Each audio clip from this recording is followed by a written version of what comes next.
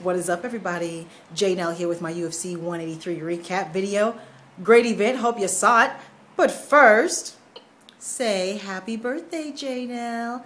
Happy birthday, Janelle. Today is my birthday, February 1st, Super Bowl Sunday. Now, let's get into the event. I did not do well. I got 2 out of 6. First up, a fight I did not make a prediction on. John Lineker versus Ian McCall. John Lineker won this fight. He lost the first round, came back and won the second 2. However, he came in 4 pounds overweight. This is like the 4th or 5th time that he's done this, and Dana White said, you know what? You're a bantamweight from now on. The thing is, he was supposed to get a title shot against Mighty Mouse if he won this fight, which he did. Let me know what you think of that whole decision, him losing his title shot, and how you think he'll fare as a bantamweight. What do you think of Dana White's decision? Do you agree? Now, into the fights I picked. First up, I chose Sara McMann to beat Miesha Tate. She did not. She almost KO'd her twice in that first round. Sara McMann hits hard. She actually broke Miesha Tate's orbital bone. Miesha Tate said this in the post-press conference. She hits hard, dude. Miesha Tate's tough. She came back, was able to steal the second round via a guillotine attempt that she almost finished, but she kind of ran out of time. Second round, she came back, got Sara on her back, and kept her there the whole time. You would think with Sara being an Olympian, a silver medalist in wrestling, that she would be better off her back, but she's not. A lot of wrestlers just don't train there. Sara, you got to train there. Great win for Miesha Tate, man. She came back. Who do you think she should fight next? Next up, in the main card, I chose Jordan Meehan to beat Thiago Alves. He did not. He won the first round. Totally unorthodox. I'm looking for big things for this one, man. He's 25-26. Let me know.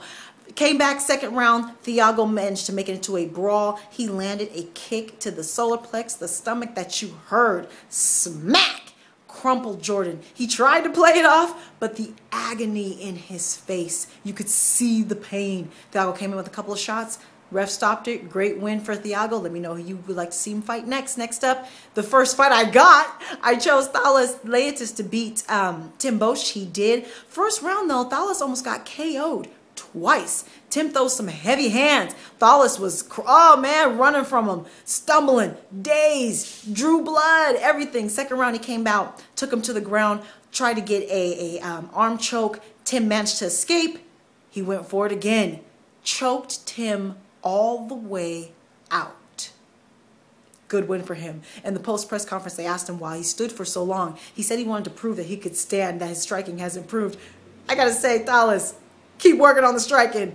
You almost got KO'd twice on the feet. And the moment you took him down, you basically submitted him. So keep working on it. Who would you like to see Thales fight next? Now, next fight, I thought this might be fight of the night. I did not see who got all of the bonuses. Please let me know who got all the fight bonuses. I know that Al Iaquinta beating Joe Lozon did not get one because he mentioned it in the post-press conference. This was a good fight, though. I knew it would be. They went back and forth. First round went to Joe. He just landed more shots, landed cleaner. It seemed like in the second round that Al loosened up. He just kind of loosened up and stopped hesitating. He managed to land a kick. Then he landed a straight, hard jab, which kind of made Joe's leg twerk a little bit. I was like, oh no! Oh no was right. Al just stood back, kept his composure, and kept landing. Kept landing. It was basically a KO on the feet. Joe is one tough SOB, man. Oh, he was on the ground. He got back up, kept getting hit, turned his back, ran away, kept getting hit, up against the fence, kept getting hit. Eventually, the ref stopped it. It was a good stoppage, good fight. Let me know who you would like to see Al Iaquinta fight next. I did not get that pick. Now, co-main event, I chose Kelvin Gastelum to beat Tyron Woodley. He did not. This was a 3-round decision in favor of Tyron Woodley. Totally agree, though. He did win the fight. The crowd was booing womp womp. Kelvin came in 10 pounds overweight. He got down to 174 and then was hospitalized, and they rehydrated him in the hospital. Like they should have. So Dana White said, you know what? You're a middleweight from now on. And I'm very disappointed with this in Kelvin because I believe that welterweight is his division. He's short.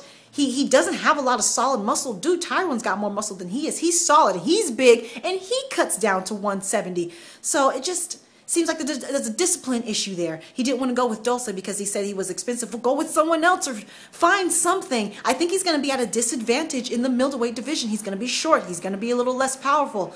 Let me know how you think of this decision, how you think he'll fare in the middleweight division.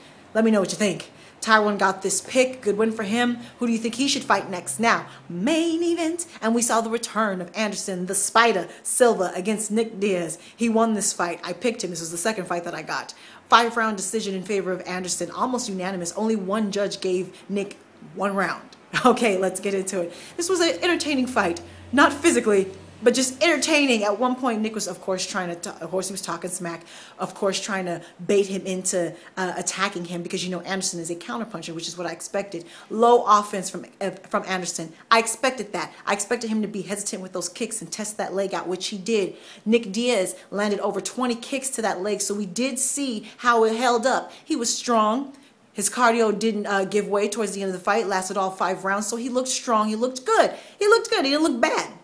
Nick, however, we're used to having much more offense from him. He did not throw much at all. He kept trying to goat him into hitting him. At one point, he laid on the ground. At one point, he laid with his back against the fence. At one point, he pulled his shorts out of his butt. It was funny. The crowd was laughing. The crowd was booing. The crowd was cheering. Mixed emotions. When Anderson heard the decision that he won, he collapsed and crying, hysterically, really crying. Nick helped him off the ground, said he had nothing to cry about. He was just an outpour of emotion, 13 months off. Nick had been off for over 2 years. Again, let me know what you thought of this whole fight if you agree. Nick thinks he won all 5 rounds.